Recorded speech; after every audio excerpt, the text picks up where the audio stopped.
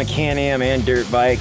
Just figure I'd get a little time in, a little practice before I go to California. I'm supposed to race, try to bring my dirt bike too, because the tracks here at Southern are fun, so you get to go do some laps, and it's good practice, good workout. So anyhow, that's that. We'll gear up, ride a little bit, see if we can get them to knock down some of these dirt piles they put on the oval track, and then try to practice a little bit and see if we can make a decent day out of it. It's starting to get cold here in Florida now, but it's still, the weather's still okay. So let's give it, it's just tighten it the same amount on both sides.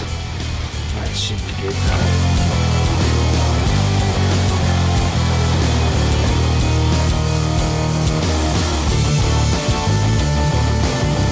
In the last video, people are like, why are you shaking and twitching your head? You go like this, and that settles your ears into the pockets in your helmet, so you know. Like if you see someone put their helmet on and go like that, they're trying to get their ears to unfold and go into the ear pocket. So that's what's happening when you see someone go like this with their helmet. If you ride dirt bikes, you know what I'm talking about. Not like trying to copy Twitch or something. I'm just freaking trying to get my ears to unfold. Good old motocross tracks, man. You want to make a bunch of money, definitely not in motocross tracks, dude. It's a passion. Dirt bikes are a passion, man. Dude, that thing's on its last leg. You gotta love the workers, man. They just hammer the shit. That thing is definitely not warmed up.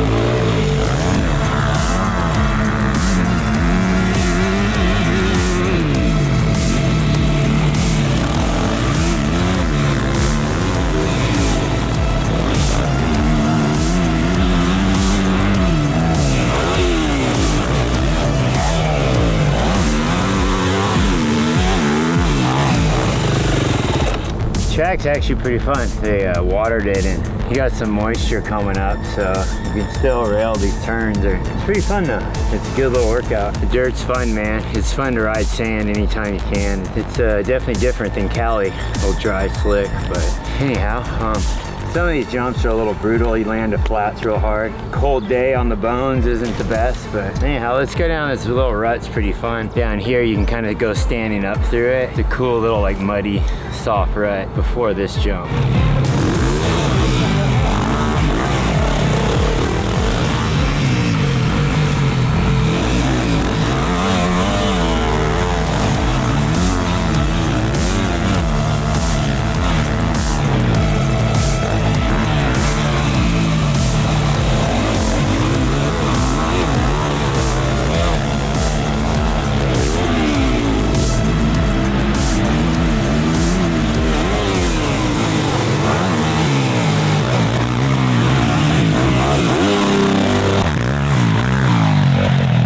OJ this thing to flat, sometimes you get lucky and like clear a little bump. There's a bunch of little soft pockets, and sometimes you just face a hole. And I was getting ready to face a hole. Just panic rev seems to help for whatever reason. But it's fun, man. A bunch of little kicker doubles, and so the dirt's soft enough to form your own lines, you know? It's cool because you gotta think, man, I've been riding dirt bikes since the 80s, man. So it's been a long time, and still finding ways to have fun and enjoy it. It's cool, you know? It's something I've been able to do. I know other people do it too, but find a way to keep going, and it's kind of a cool little way to get exercise and still feel alive. Otherwise life can get pretty repetitive. So I mean, just going out to a soft sand track and forming new lines and carving, it's probably the same with snowboarding and surfing. And give props, you know, I think people are able to stay like in their 40s, 50s now and still be active and still go do sports with all the being smart with the way you take care of yourself, you know. Anyhow, yeah, dirt bikes are dangerous, so the repercussions are definitely gnarlier, but if you just ride within your means, you usually be all right. We'll go ride a little more here, then we can do some laps in the Can-Am.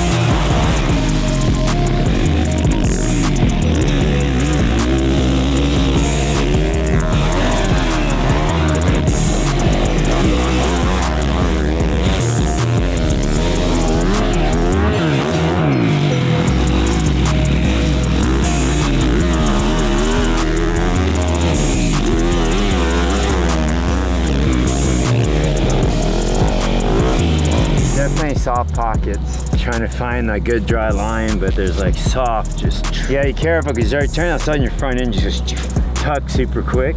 But so I keep trying to stay way back on the rear of the bike so the front doesn't get away.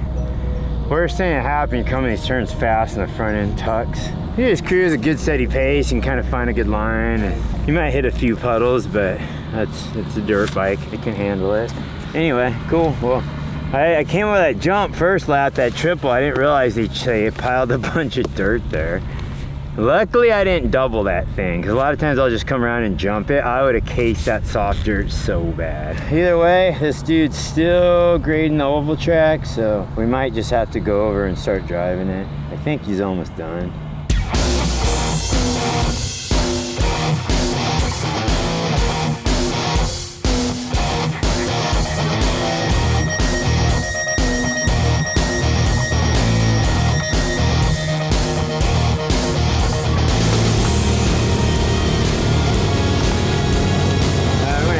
Do some laps here on the dirt oval track, see how it goes. Try to get a little practice in.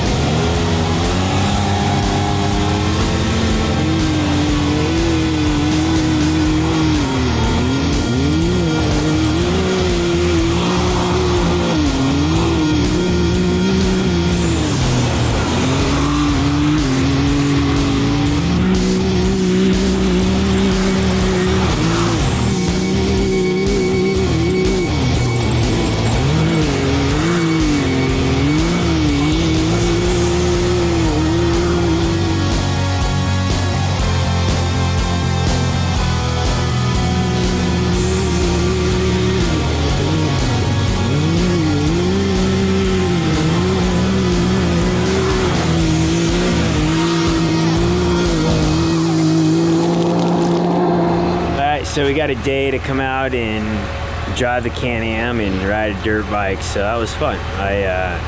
Getting ready to go do some racing and testing for King of the Hammers. I have to go to Johnson Valley and test suspension and try to get the car a little more dialed in.